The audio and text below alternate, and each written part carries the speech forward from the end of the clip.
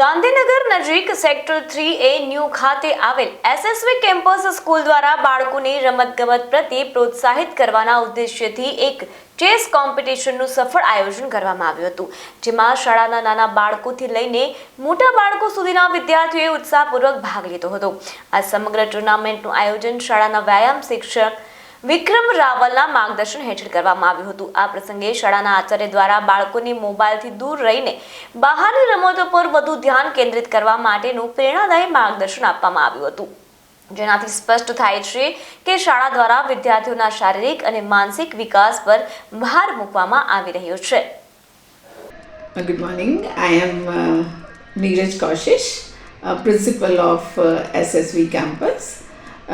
आज हमने अपने स्कूल में चेस टूर्नामेंट का आयोजन किया है, जिसमें बच्चों ने बड़े उत्साह से पार्टिसिपेट किया है. 50 से अधिक बच्चे इस प्रतियोगिता में पार्टिसिपेट कर रहे हैं, जिसमें डिफरेंट कैटेगरीज हैं अंडर 11, 14, 17 एंड 19.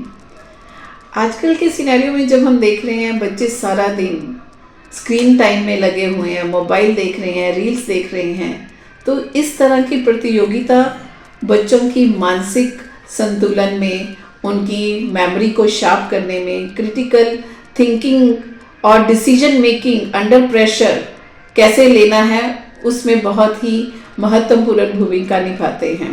तो इस तरह के आयोजन से बच्चों को हमारा जो उत्साह बढ़ाना है, उसके लिए एसएसवी कैंपस